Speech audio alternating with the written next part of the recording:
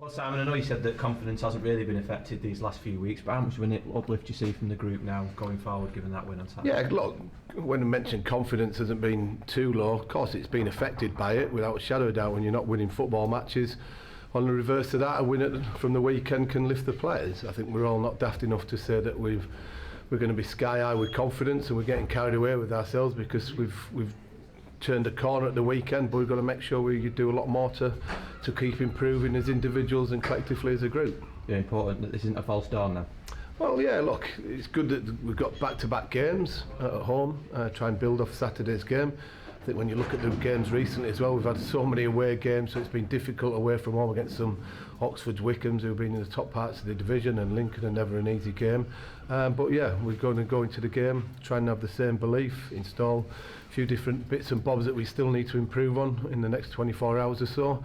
But let's try and build off it and get back-to-back wins. When you look back on Saturday, that first 10-15 minutes really on the front foot, causing all sorts of problems, very reminiscent of how it was at the start of the season. Is that the more sustained periods of play you want? Yeah, definitely, and in that period of time you're sort of thinking, oh, is it going to be one of them days when we have the set piece cleared off the line, and you're thinking, so that's another time that we're not going to be able to get the first goal. But the players stuck to their beliefs, the confidence that we had in them, the ideas that we spoke about over the last week or so, new players integrating, wanting to get on the ball and make things happen. So we played with an intensity, with the ball and without it. Obviously we've got to keep improving that to get us to higher levels game by game. You mentioned last week how quickly the division can change when you look at Portsmouth and Sunderland and where they currently sit. How big a week this then when you've got 3 games in 7 days? Yeah, look, we've just got to take this next game. It's a tough game against Gillingham, and if you get a couple of back-to-back victories and go on a little run, who knows where it's going to take you. We've just got to focus on what we're going to do game by game. Can't get ahead of ourselves thinking next 4 games we want 12 points or this, that and the other. Want to win as many games as possible, try and show people what we're capable of doing, and then keeping improving day by day.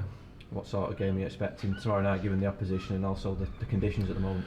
Yeah, it's been quite a blustery few days, hasn't it? And I'm sure Tuesday night's going to be no different. I think anytime you play against Steve Evans' team, you know, you have to be at it, you have to compete, you have to win second balls, deal with balls in the box, set pieces will be a threat. So we've got to concentrate on what they do, but also we've got to work on what we need to do just to keep improving, play with the purpose that we've mentioned. So tough game, never an easy game. You look at the game on Saturday, we were quite comfortable for large parts of it, then a worldy goal changes sort of the mentality of them and of us as well. But obviously we want to build off that again.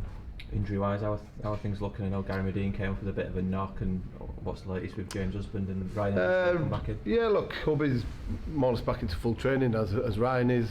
Gary was a bit of a precaution more than anything, sort of wanted to change it slightly with Dell going up there and gives it a little bit more pace.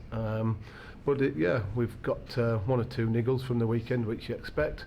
But again, no matter what options we have available, whatever team I put out, they've got to go out and do their business, haven't they?